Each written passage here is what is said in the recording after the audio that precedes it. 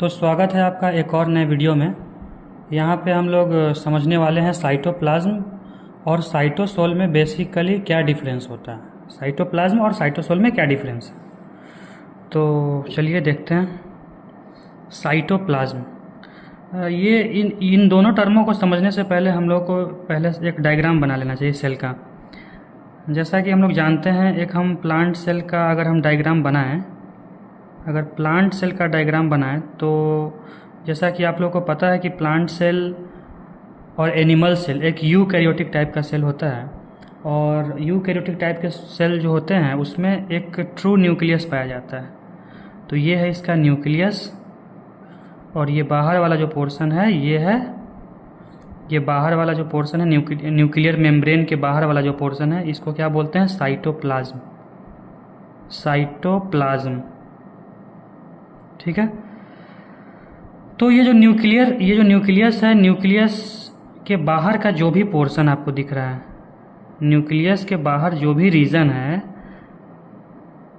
ये सारा का सारा जो पार्ट है, ये क्या कहलाता है? साइटोप्लाज्म। और इसी साइटोप्लाज्म में डिफरेंट टाइप के सेल ऑर्गेनल्स प्रेजेंट होते हैं। Cell organelles like mitochondria, chloroplast in case of plant cell, mitochondria, chloroplast, Golgi body, endoplasmic reticulum, ribosome, ये सारे आपको इस साइटोप्लाज्म के अंदर मिलेंगे, और इन्हीं को बोलते हैं सेल ऑर्गेनल्स। क्या बोलते हैं इसको? Cell organelles.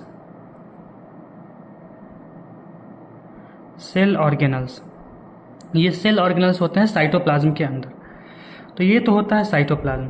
और जैसा कि ये प्लांट सेल है, तो प्लांट सेल में ये प्लाज्मा मेम्ब्रेन है, और प्लाज्मा मेम्ब्रेन के बाहर में क्या होता है? सेल वाल होता है। ये सेल वाल है। प्लाज्मा मेम्ब्रेन के बाहर का जो कवरिंग होता है वो होता है सेल वाल, ठीक है। एनिमल सेल में ऐसा नहीं होता। एनिमल सेल में कोई सेल वाल नहीं होता है। दूसरा जो टर्म है वो है साइटोसोल। साइटोप्लाज्म तो समझ में आ गया कि जो भी न्यूक्लियस के बाहर का जो भी रीजन है प्लाज्मा मेम्ब्रेन के अंदर वाला, ये सारा का सारा पार्ट क्या कहलाता है? साइटोप्लाज्म। और इसी साइटोप्लाज्म में डिफरेंट टाइप के सेल ऑर्गेनल्स होते हैं, जैसे कि mitochondria, chloroplast, Golgi body, endoplasmic reticulum. Cytosol क्या है? जब इस साइटोप्लाज्म में से हम लोग सेल ऑर्गेनल्स को माइनस कर देते हैं, जैसे कि इस साइटोप्लाज्म में से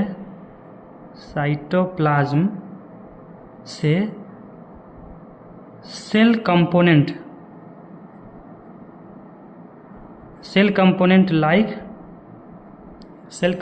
लाइक माइटोकॉन्ड्रिया,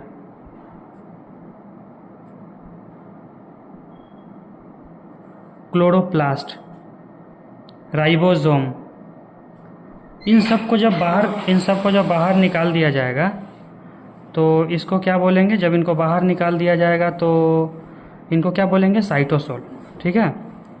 तो यही डिफरेंस होता है साइटोप्लाज्म और साइटोसोल में। साइटोप्लाज्म में सब कुछ इंक्लूडेड होगा इसमें। साइटोप्लाज्म में न्यूक्लियस के बाहर जो भी रीजन है, जिसमें कि माइटोकॉन्ड्रिया भी होगा, क्लोरोप्लास्ट भी होगा, वाटर होगा, डिफरेंट आयंस होंगे, सबको मिला के साइटोप्लाज्म बोलते हैं। लेकिन साइटोसोल क्या है? साइटोसोल में केवल आपका वाटर हो सकता है, आयंस हो सकता है, डिफरेंट टाइप्स के मॉलिक्यूल्स जो होते हैं, माइक्रो मॉलिक्यूल्स, वो हो सकते हैं। लेकिन सेल ऑर्गेनल्स नहीं होगा उसमें से। सेल ऑर्गेनल्स को जब बाहर कर दिया जाता है, उसको एक्सक्लूड कर दिया जाता है, तब वो जो पार्ट बचता है न्यूक्लियस के बाहर वाला रीजन, उसी को बोलते हैं साइटोसोल। ऐसा नहीं है कि न्यूक्लियस के अंदर का कोई भी पार्ट इसमें इंक्लूड नहीं होगा। न्यूक्लियस के कोई भी अंदर का जो पार्ट है वो इंक्लूड नहीं होगा। सब काम जो हो रहा है वो प्लाज्मा मेम्ब्रेन और न्यूक्लियर मेम्ब्रेन के बीच वाले पार्ट के बारे में हम बात कर रहे हैं। यहाँ पे प्लाज्मा मेम्ब्रेन और न्यूक्लियर मेम्ब्रेन के बीच वाला जो भी पार्ट है, इसके बारे में बात कर रहे हैं। तो साइटोप्लाज्म में टोटल आ जाएगा, और साइटोसोल में केवल लिक्विड वाले मटेरियल आएंगे, जिसमें से सेल ऑर्गेनल्स को बाहर कर दिया जाएगा। तो ये बेसिक डिफरेंस होता है। इसी तरह से आप लोग वीडियो को देखते रहिए, और हमारा प्रयास रहेगा कि पहले जो टर्म्स में जो कन्फ्यूज़न होते हैं उस पर लेके आप लोगों को लेक्चर प्रोवाइड कराया जाए।